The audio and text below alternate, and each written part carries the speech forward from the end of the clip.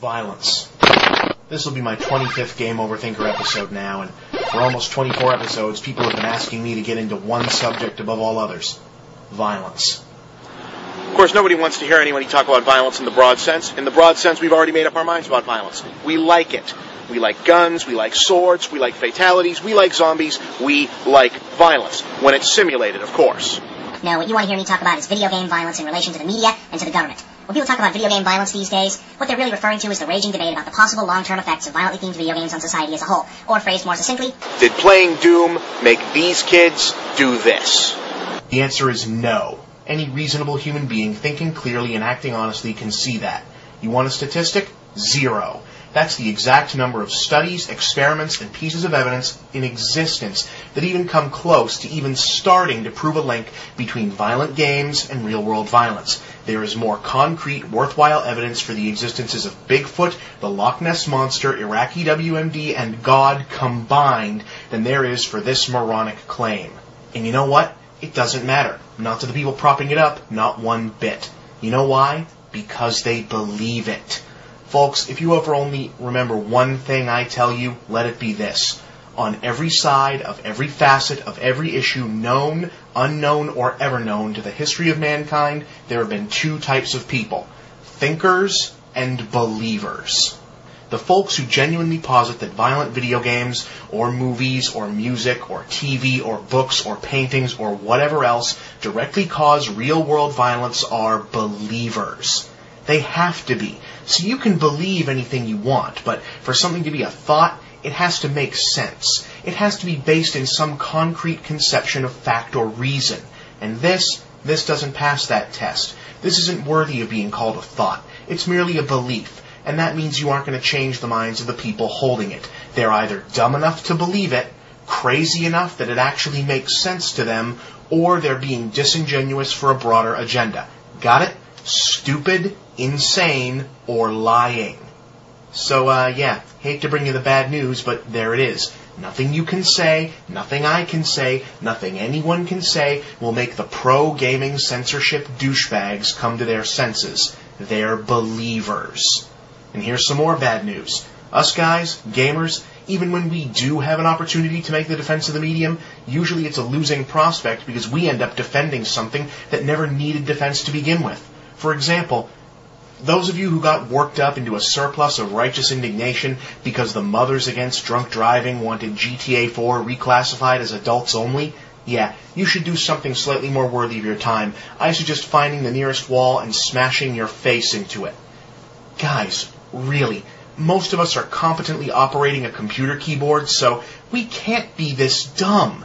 Do you really think that fucking GTA needs or wants to be defended against controversy? It's Grand Theft fucking Auto. It's named after a felony. Rockstar wants it to be protested. They want lobbyists and child psychologists and all the usual suspects to be on the news talking it up. It's half their marketing plan. Do you think the Rockstar guys are these starving artists and scots in their studies only to make the most thematically rich game they can, and then they're shocked when people find their sincere contribution to the arts disturbing? No! They meant to do that. Do you think the only way they could think of to regenerate health was hookers? No!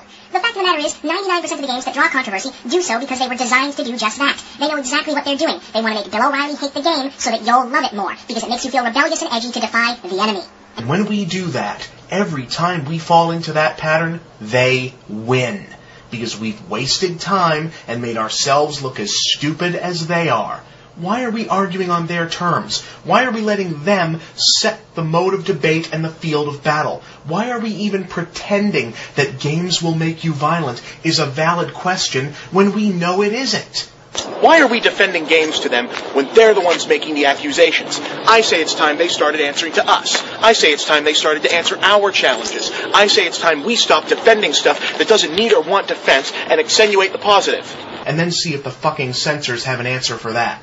See, they're underestimating us, guys. They think we're just a bunch of shut-ins, or that we're all like those homophobic, racism-spewing anonymous toolboxes you hear on Xbox Live. Disarm them. Prove them wrong. Instead of getting into a bullshit argument over the smoke and mirrors of the violence question, take it to the next level. Yeah, GTA is crazy violent. Yeah, little kids shouldn't be playing it. Duh. But you know what else? There's more to it than that. The game's narrative places the player in control of an immigrant as he explores an urban hellscape that challenges his idealized fantasies of the American dream. BioShock engages one in an existential debate on the limits of objectivist political philosophy if carried to a utopian extreme. Assassin's Creed explores issues of legacy and historical perception, along with taking a bitingly cynical look at the cultural mythology of the Crusades. No More Heroes uses self-conscious satire to give gamers an introspective meditation on the darker and even dehumanizing effects of various staples of gaming genres.